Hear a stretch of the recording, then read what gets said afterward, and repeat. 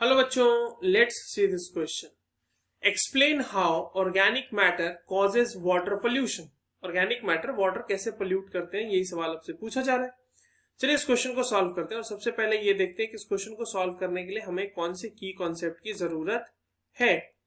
अब देखो, की कॉन्सेप्ट तो इसका पूरा का पूरा वाटर पोल्यूशन है। वैसे उसमें ऑर्गेनिक मैटर से वाटर पोल्यूशन कैसे होता है वो ज्यादा हमें पता होना चाहिए, बट चलिए वाटर पोल्यूशन को समझते हैं ब्रॉडली कि क्या होता है। पहले अगर वाटर में ऐसा कोई भी कंटामिनेशन हो जाए या अनवांटेड सब्सटेंस आ जाए जिसकी वजह से उसका क्वालिटी जो है वो डिग्रेड हो जाए, वाटर की क्वालिटी अगर डिग्रेड हो जाए and that becomes unfit for drinking, तो हम बोलते हैं कि वाटर का पोल्यूशन हो गया या फिर वाटर हमारा पोल्यूट हो गया।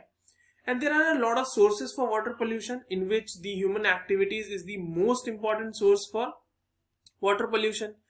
चलिए अब देखते हैं कि water pollution in organic matters से होता कैसे है। अब अगर मैं ऑर्गेनिक मैटर की बात करूं तो what is organic matter? Organic matter basically है क्या? तो देखो, ऑर्गेनिक मैटर में ना जैसे कि लीव्स आ गए, आपके पत्ते हो गए जो पेड़ पौधों के, ग्रास हो गए जो घास होती है वो हो गया, या फिर जो रेसिड्यूज होते हैं प्लांट के, रेसिड्यूज ऑफ प्लांट्स वो आ गए, या फिर फाइटोप्लैंक्टन्स आ गए। फाइटोप्लैंक्टन्स में क्या कहने का मतलब, जो पानी के अंदर जो पौधे उगते हैं ना बेसिकली, उन्हें हम फाइटोप्लैंक्टन्स कहते हैं। तो ये सारे जो है ये ऑर्गेनिक मैटर्स हो गए। अब देखो इसमें क्या है, कह रहा है कि अगर इन ऑर्गेनिक मैटर का इंक्रीज होता है, अगर वाटर में increase of these organic matter, increase of organic matter से क्या होता है, इंक्रीज ऑफ ऑर्गेनिक मैटर की वजह से जो है वाटर पोल्यूशन होता है। ठीक है, वाटर पोल्यूशन होता है। अब ये कैसे होता है?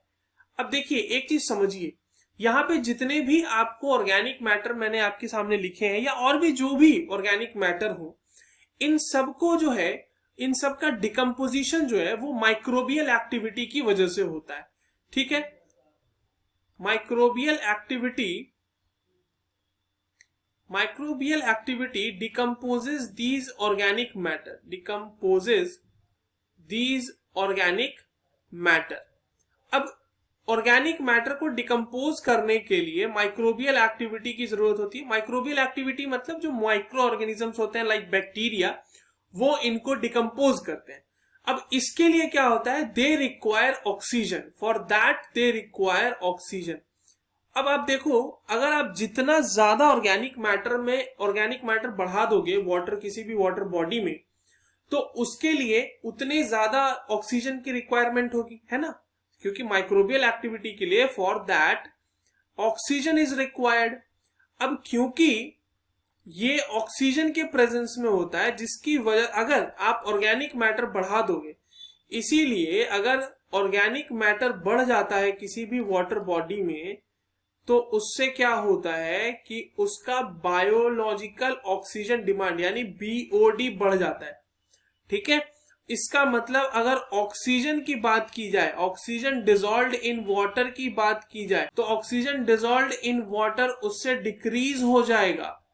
ठीक है, और क्योंकि ऑक्सीजन डिजॉल्व हो जाए, ऑक्सीजन जो डिजॉल्व है वाटर में वो कम हो जाएगा, इसीलिए हम बोलते हैं कि hence water gets polluted, hence water is polluted by the organic matter। I hope आपको ये चीज समझ में आई होगी। All the best.